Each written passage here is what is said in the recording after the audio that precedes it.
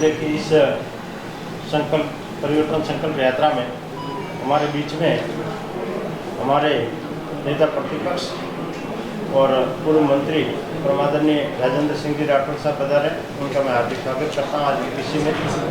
साथ में हमारे राज्यसभा सांसद आदरणीय राजेंद्र जी गहलोत, हमारे महामंत्री आदरणीय जगवीर जी छादा साहब, मंत्री श्यामलाराम जी देवासी, महेंद्र जी कुमावत, अशोक सिंह जी शेखावत, आप सभी हमारे प्रदेश से इस यात्रा के वाहक हैं। आप सबका मैं आज की इस पीसी में जालौर जिले की तरफ से स्वागत करता हूं। आप सभी पत्रकार बंधुओं का हार्दिक स्वागत करता हूं कि आप सुबह अपना समय निकाल कर यहाँ पधारे हैं अच्छी संख्या में। तो मैं इस प्रक्रिया को आगे बढ़ाते हुए आदरणीय राठौर साहब से बात निवेदन करूँगा कि आप सभी को संबोधित। आप सबका इस प्रेस वार्ता में स्वागत। इसी महीने की 2 तारीख को प्रारंभ हुई हमारी परिवर्तन संकल्प यात्रा, जो राजस्थान में इस समय 4 दिशाओं से चल रही है। ये यात्रा अब जन यात्रा बन चुकी है। भारतीय जनता पार्टी के अश्वमेघ की ये यात्रा अब चुनाव के अंदर कांग्रेस को परास्त करने के संकल्प के साथ निरंतरता से आगे बढ़ रही है। और वैसे भी आज का दिन हमारे सब के लिए अति महत्वपूर्ण दिन है। आज दुनिया के 20 शक्तिशाली देशों के राष्ट्रीय अध्यक्ष हिंदुस्तान में है और वासुदेव कुटुंबकम जो हमारे सनातन की आधारशिला है, विश्व एक परिवार है, इस अवधारणा पर आज दुनिया के सबसे बड़े नेता नरेंद्र मोदी जी G20 की अध्यक्षता कर रहे हैं। आज़ाद हिंदुस्तान का सबसे गरिमापूर्ण और सबसे बड़ा भव्य कार्यक्रम आज हिंदुस्तान की धरती पर हो रहा है। और ऐसे समय में अभी नया नया गठबंधन, कहीं का ईंट कहीं का रोड़ा, इंडिया गठबंधन के एक हिस्से और उसमें दयानिधि के द्वारा ये कहना कि सनातन धर्म मलेरिया है, डेंगू है, और उसी बात को 2G स्पेक्ट्रम में जेल की हवा खाने वाले ए राजा ने कहा कि एड्स है। आज जिस सनातन को विश्वदेव कुटुंबकम की भावना को पूरा दुनिया के नेता अंगीकार कर रहे हैं दिल्ली में, उसमें संकीर्ण मानसिकता की ये बातें हमारे सामने हैं। अब आज इन दिनों के अंदर सरकारी खजाने से अपने खोए जन आधार को ढूंढने के लिए मुख्यमंत्री जी ने राम नाम की लूट है, लूट सके तो लूट की तर्ज पर अपनी 5 साल की सरकार को अब 5 महीने की सरकार में तब्दील कर दिया। आज जब मैं आपसे बात कर रहा हूँ, राजस्थान के अंदर महात्मा गांधी प्रेरक के नाम से 50,000 लोगों की भर्ती आज सरकार ने प्रारंभ कर रखी है।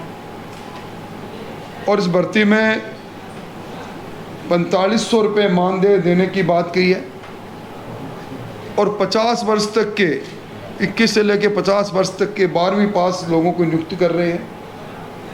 और दुर्भाग्य है कि पहली बार सरकारी धन से जिन कांग्रेस के कार्यकर्ताओं की नियुक्ति देकर चुनाव की वैतरणी पारी करना चाहते हैं, उनमें चयन समिति के अंदर ब्लॉक कांग्रेस के पदाधिकारी 3 पदाधिकारी अलग अलग नामजद किए हैं। ये पहला उदाहरण है आज़ाद राजस्थान के अंदर, जब अपने कार्यकर्ताओं को जो असंतुष्ट हो गए उनको संतुष्ट करने के लिए मुख्यमंत्री जी कृत्य कर रहे हैं। इससे पहले राजीव गांधी वॉलंटियर्स के नाम पर 50,000 कांग्रेस के कार्यकर्ताओं को 17,000 रुपये महीने का मानदेय देने का काम ये सरकार कर रही है। और राजीव गांधी युवा मित्र के नाम से 2,500 कांग्रेस के कार्यकर्ताओं को 32,500 रुपये दे रही है। यानी ये सरकार अब उन सारे मामलों को, एक सर्वोच्च न्यायालय में एक उमा देवी बनाम स्टेट ऑफ कर्नाटका एक मामला चला था जिसमें यह निर्धारित किया गया था कि सरकारी धन से साक्षात्कार के आधार पर बैकडोर से कोई भी भर्ती नहीं की जा सकती। अब ये सरकार अपनी गिरते हुए जन आधार के आधार पर खजाना लुटा रही है। वहीं ये पहला उदाहरण होगा जब सरकार के एक मंत्री, युवा और खेलकूद मंत्री अशोक चांदना चेतावनी देकर बिजली की अव्यवस्था को लेकर, बिजली की कटौती को लेकर धरने पर बैठ जाए। हमारे यहाँ संविधान है, संविधान का आर्टिकल 164(2) ये कहता है एक मंत्री कोई वक्तव्य देता है, चाहे वो सदन में दे चाहे सदन के बाहर दे, समुदाय सामूहिक नेतृत्व जिसको कलेक्टिव रिस्पॉन्सिबिलिटी कहते हैं, उस आधार पर पूरी सरकार का वो बयान माना जाता है। यानी पूरी सरकार ये मानती है कम 100 यूनिट बिजली फ्री करने की जो बात हमने कही और फ्यूल चार्ज माफ़ करने की बात कही, ये तथ्यों से परे हैं। और आज राजस्थान के अंदर बिजली की कटौती को लेकर हाहाकार मचा हुआ है। चांदना जी ने तो धरने पर बैठकर उनके 6 महीने से जो 96 बड़े ट्रांसफार्मर फूके पड़े थे जिनसे बड़ी संख्या में उनकी विधानसभा के लोग प्रभावित हो रहे थे, वो ले लिए। पर आज भी इस रानीवाड़ा में, इस जालोर में किसान के जो ट्रांसफार्मर है, गाँव के ट्रांसफार्मर है, बिजली की कटौती है। सरकार ने वादा तो ये किया था कि वो 2 ब्लॉक में 31 मार्च 2022 के बाद, सॉरी 31 मार्च 2023 के बाद 2 ब्लॉक में किसान को बिजली देंगे। रात को किसान को खेत में बिजली के लिए जाना नहीं पड़ेगा। ये सरकार, जिस सरकार ने बिजली खरीद में सर्वाधिक भ्रष्टाचार किया है, मैं सरकार पर आरोप लगाता हूँ। आज की तारीख में हमारे 3200 मेगावाट के जो हमारे खुद के थर्मल पावर प्लांट उनको बंद कर रखा है। और बिजली की एक कृत्रिम कमी जो है, इस सरकार ने विधानसभा में कहा था कि हम सरप्लस स्टेट हो गए। हम 23,309 मेगावाट के साथ विद्युत उपलब्धता के साथ हम सरप्लस स्टेट हैं। और आज महंगी बिजली खरीदने में कीर्तिमान स्थापित किया इन्होंने। 2021 में 14,000 करोड़ की बिजली खरीदी, 2022 में 15,600 करोड़ की महंगी बिजली खरीदी निजी विद्युत उत्पादनकर्ता से। और इसमें भयंकर और बड़ा भ्रष्टाचार हुआ। कोयले की कमी बताकर इसी सरकार ने 1042 करोड़ का एक टेंडर अडानी पावर प्रोजेक्ट को सिंगल टेंडर आरटीपीपी एक्ट के प्रोविजन की धज्जियां उड़ाते हुए दिया। 18,000 रुपये मेट्रिक टन का कोयला, राजस्थान में अब तक का सर्वाधिक महंगा कोयला सिंगल टेंडर से उन अडानी जी से खरीदा, जिन अडानी जी को इस सरकार ने 67,000 हेक्टेयर ज़मीन उसके विद्युत संयंत्र लगाने के लिए डीएलसी रेट पर दी है। किस मुँह से ये केंद्र सरकार और केंद्रीय नेताओं के इशारा करते हैं? कोयले के खरीद में भयंकर भ्रष्टाचार, बिजली की खरीद में भयंकर भ्रष्टाचार और किसानों के जो कनेक्शन इन्होंने विधानसभा में कहा था 28 फरवरी 2022 तक जितनी भी एप्लीकेशन किसानों के कृषि कनेक्शन के लिए पेंडिंग है, हम उनको कनेक्शन देंगे। आज तक यहाँ इस इलाके के अंदर 1.5-2 साल से डिमांड नोटिस जमा है। 1 लाख से लेकर 2.5 लाख तक के जमा है, किसान को बिजली नहीं मिल रही। और ट्रंकी प्रोजेक्ट जो इन्होंने बनाया बिजली देने के लिए, 2300 करोड़ का प्रोजेक्ट बनाया, 6 बार निविदाओं की तिथि बढ़ाई और 3900 करोड़ हो गया। भयंकर भ्रष्टाचार करके इस सरकार ने जल जीवन मिशन के अंदर 22,000 करोड़ का भ्रष्टाचार किया, जो प्रमाणित हो गया। कुछ लोग जेल में, कुछ लोग जेल में जाने की तैयारी में है। और मैं समझता हूँ कि भ्रष्टाचार का जो कीर्तिमान सरकार ने स्थापित किया है वो किसी से छुपा हुआ नहीं है। इस सरकार के मंत्री पहले राजेंद्र गुड़ा जी, जिनको मुख्यमंत्री जी ने कहा था कि उनके पुत्र रतन के जन्म दिवस पर आप अगर नहीं होते तो मेरी सरकार नहीं बचती। आज हमारी सरकार पर आरोप लगाते हैं, हॉर्स ट्रेडिंग का आरोप लगाते हैं। 2 बार मुख्यमंत्री जी ने पूरी बहुजन समाज पार्टी को निगल लिया और उन्हीं के नेता राजेंद्र जी गुड़ा, जिनको सब्जबाग दिखाए थे, जब वो पूरे नहीं हुए तो उन्होंने सबसे पहले कहा कि सरकार का अलाइनमेंट खराब है।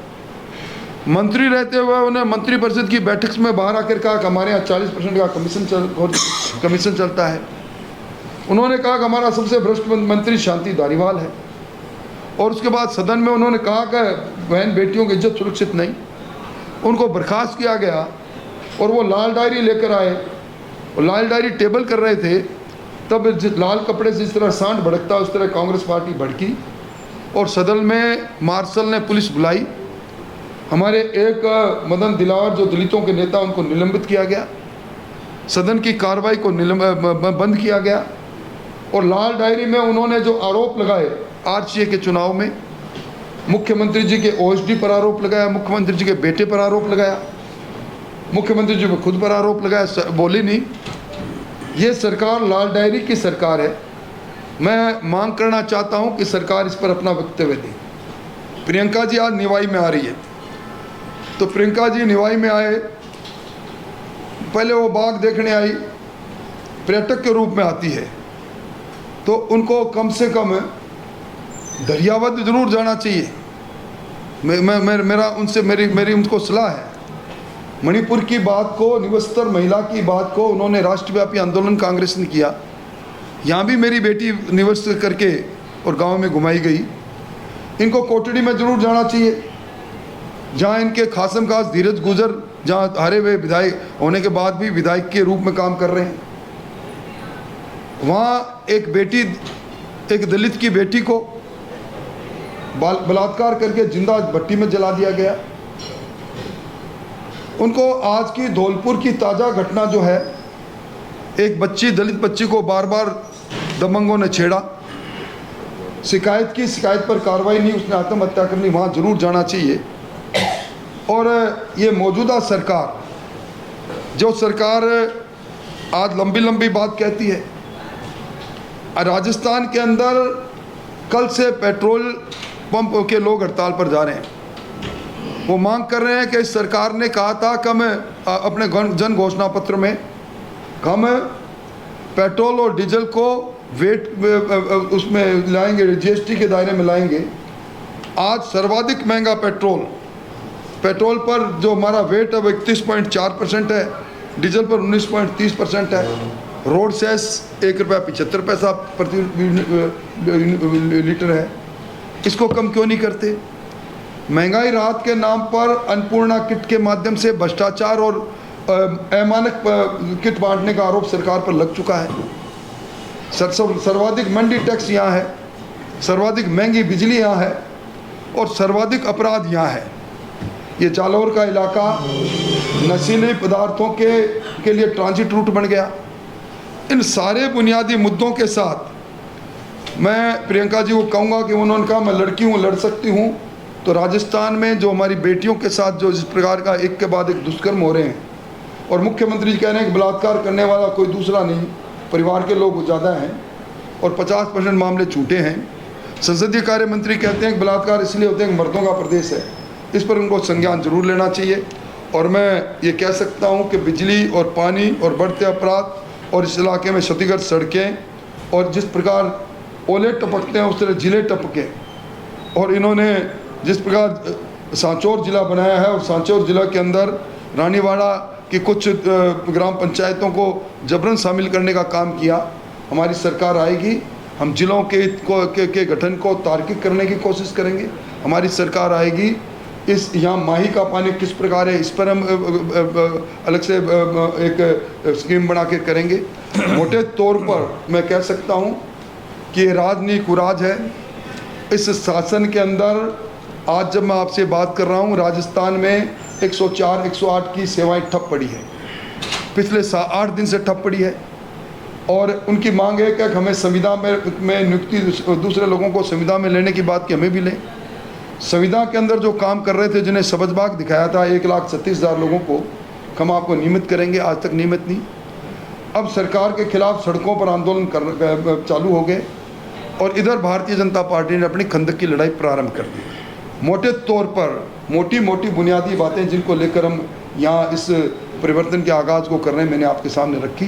कोई आपका कोई सवाल मत करें। जिस कांग्रेस सरकार ने 100 यूनिट बिजली और 2000 यूनिट कृषि के लिए फ्री दी है, आप सरकार जो आम आदमी पार्टी है उन्होंने 300 यूनिट फ्री की घोषणा की है। क्या बीजेपी सरकार में आती है तो 100 यूनिट पर कुछ बदलाव होगा या इसको बंद किया जाएगा?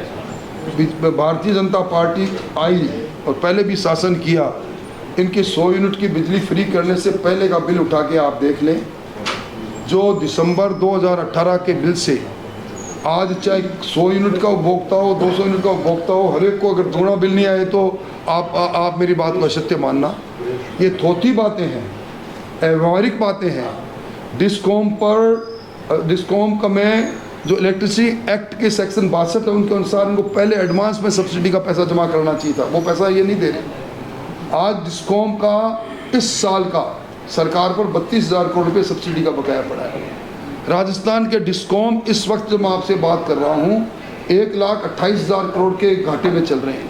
हम ऐसा काम नहीं करेंगे, हम विद्युत आपूर्ति को ठीक भी करेंगे, सस्ती विद्युत उपलब्ध उपभोक्ताओं को ये काम करेंगे।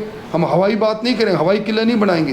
ये सपनों का सौदागर है मुख्यमंत्री जी, सपने बनाते हैं और सपने को तोड़ते हैं। ये वो जादूगर है जो हर एक चीज़ को जिस तरह जादूगर हवा में गायब करता है, उसी तरह बिजली गायब है राजस्थान से जादूगर की सरकार में, पानी गायब है राजस्थान में, और कानून व्यवस्था वाले जो स्टार लगा के घूमते हैं इनके स्टारों पर माफियों के स्टार लगे हुए हैं। ये राजस्थान की हालत है। सर, आपने जिले की बात कही है, प्रदेश सरकार ने 19 नए जिले बनाए, लगभग हर जिले में नाराजगी देखने को मिल रही है, तो बीजेपी सरकार आई थी इन जिलों में संशोधन करेगी? निश्चित तौर पर हम एक आयोग बनाकर और इसमें व्यापक आपत्ति लेंगे। इस सरकार ने किया क्या है?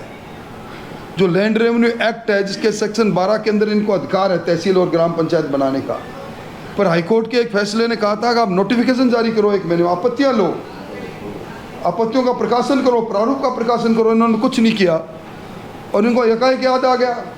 आचार संहिता लगने से 3 महीने पहले अचानक घोषणा करते हैं। अभी मुख्यमंत्री जी कल कामधेनु बीमा योजना की घोषणा कर रहे थे, जबकि आचार संहिता 1 दिन और 1 महीना 4 दिन दूर है। अब याद आया इन्होंने जन घोषणा पत्र में कहा था मैं सीमांत और लघु सीमांत किसानों को मुफ्त में बीमा देंगे, अब बीमा पूरा कर रहे हैं। इसलिए कपोल कल्पित बातें हैं। इन मुख्यमंत्री जी कहते हैं कि मेरी कुर्सी मुझे चिपके हुई है। मुख्यमंत्री जी की कुर्सी की चारों टांगें तोड़ने के लिए जनता आतुर है और ये मैं दावे के साथ कहता हूँ इनकी सरकार रिपीट नहीं डिलीट होगी। डिलीट भी राजस्थान के परिदृश्य से उसी प्रकार होगी जिस प्रकार पिछली बार कांग्रेस में मुख्यमंत्री जी नंबर 1 बने थे अपने कार्यकाल में और 21 आदमी इनके जीते थे। गुड़ा जी की वो बात सही साबित होगी। 156 की बजाय ये अगर 6 अंक हटा दें 15 जीत जाए तो बड़ी बात होगी। कांग्रेस सरकार में कांग्रेस के विधायक हैं जो नाराज चल रहे हैं, अगर वो विधायक बीजेपी में आना चाहे तो आप लेंगे क्या? देखिए ये किसी विधायक को लेना नहीं लेना मेरा अधिकार नहीं। विधायक को लेने नहीं देने वाले हमारे राजेंद्र जी गहलोत और इधर झावा साहब इन लोगों का अधिकार है। मैं तो विधायक दल का नेता हूँ, जरूर हूँ, परंतु गुण अवगुण के आधार पर बहुत से लोग मैं ये मुझे कहने में संकोच नहीं और प्रेस के सामने भी कह रहा हूँ, कुछ लोग दिन में दरवाज़ा खटखटा रहे हैं भारतीय जनता पार्टी का, कुछ लोग कांग्रेस के लोग सांझ तले खटखटाते हैं और कुछ आधी रात को भी दरवाज़ा खटखटा के कहते हैं हे मानो के राजहंस दरवाज़ा खोलिए हम आते हैं। इसलिए वो देखें। सर, आप परिवर्तन यात्रा निकाल रहे हैं पूरे प्रदेश के अंदर, वसुंधरा सिंधिया कहीं नज़र नहीं आ रही है। उनकी जो गैर मौजूदगी में जो आपकी सभाएं हैं उनमें कुर्सियाँ खाली नज़र आती है। देखिए कोई कुर्सी खाली नहीं है। या फिर अशोक गहलोत की योजना का प्रभाव है? मैं आप देख रहे हो कि हमने पहली यात्रा प्रारंभ की थी त्रिनेत्र देव से, उसमें नड्डा जी आए थे, उसमें वसुंधरा जी के साथ हम लोग मंच पर थे।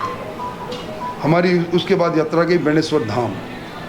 बेणेश्वर धाम में हमारे गृह मंत्री अमित शाह साहब आए, उसमें वसुंधरा जी मंच पर थी, हम सब लोग मंच पर थे। उसके बाद हमारी यात्रा गई रामदेवरा के अंदर भी हमारे वो आए थे राजनाथ सिंह साहब, उस समय भी वसुंधरा जी थी। फिर गोगामेडी के अंदर भी वसुंधरा जी थी। वसुंधरा जी हमारी राष्ट्रीय उपाध्यक्ष हैं। और रही बात कुर्सी खाली की, मैं 2 तारीख से लेकर आज तारीख तक किसी न किसी यात्रा का हिस्सा रहा हूँ। मेरा दीर्घ संसदीय अनुभव भी है।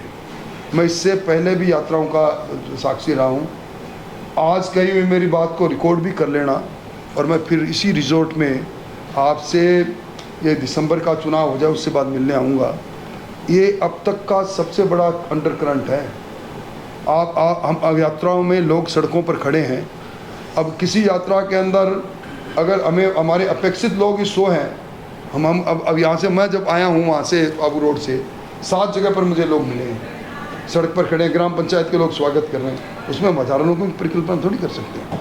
सर ओपीएस सर यहाँ से आधा किलोमीटर दूर एक संत की मौत हुई थी, उसके अंदर आपके विधायक के ऊपर आरोप लगे थे, हत्या का मामला दर्ज हुआ था। भीमा विधायक आधा किलोमीटर दूर, वो फाइल मानो दफन हो गई है, गायब हो गई। क्या विधायक का नाम सामने आने से? क्योंकि देखिए हमेशा साधु संतों के रक्षक और हिंदुत्व। देखिए, ये मामला विधानसभा में भी उठा था और विधानसभा में हमारे विधायक जी ने ताल ठोक कर कहा था कि सरकार में बैठे गृह मंत्री जी की ओर इशारा करके, आपकी सरकार, और उस सरकार के अंदर मुझ पर अगर आरोप है तो फिर देरी किस बात की है? किसने मना किया उनको? ये कपोल कल्पित बातें हैं, उसमें कहीं उनका कोई लेना देना नहीं। आपस के विवाद के अंदर कोई किसी की राजनीतिक छवि कमज़ोर करने की कोशिश करें तो इससे नहीं होता कमज़ोर। बताया ये भी जाता है कि संकट के समय में आप भीमवाल के विधायक है आपके, इन्होंने उनकी सरकार की मदद की थी, ऐसे में क्या वो सहानुभूति तो नहीं है? बिल्कुल नहीं कि हमारे विधायक हमारे साथ रहे, मजबूती से रहे। वो नए विधायक नहीं, पुराने विधायक है। और रही बात उन पर अगर कोई व्यक्ति को छिंटा किसी करते हैं तो उनका कोई निजी कारण होगा। सर आपकी यात्रा जो आज जालोर जिले में परिवर्तन यात्रा, यहाँ 11 तारीख को एक और यात्रा निकलती है माही जल क्रांति के लिए। उनका स्लोगन है माही का पानी लाएगा वोट उसी को जाएगा। मैंने कहा ना, माही को पानी को लाने की परिकल्पना बीजेपी की, हाँ, माही के लाने की, माही के पानी के लाने की परिकल्पना भारतीय जनता पार्टी की मूल रूप से है। और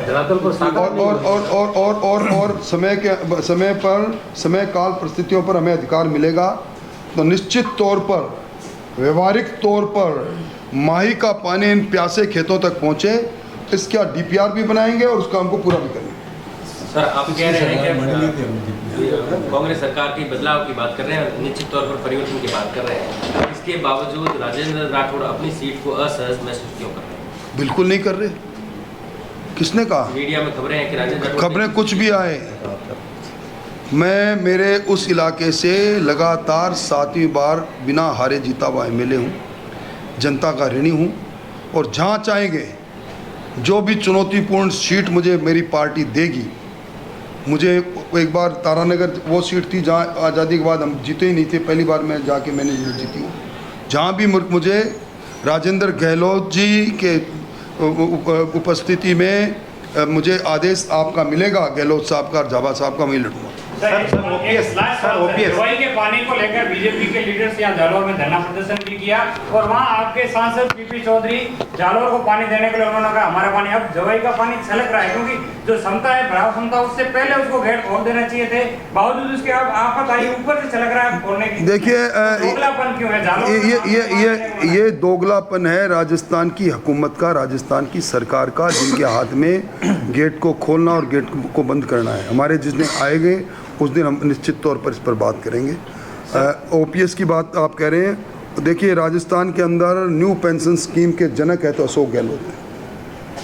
2010 के अंदर मैंने विधानसभा में वो डॉक्यूमेंट रखा था, PF DRA जो एक्ट बना था, जिसको संसद ने पारित किया था, उसमें ट्रस्ट बना। ट्रस्ट पर दक्षत फाइनेंस मंत्री के रूप में इन्होंने किए, जिन्होंने न्यू पेंशन स्कीम राजस्थान में लागू की।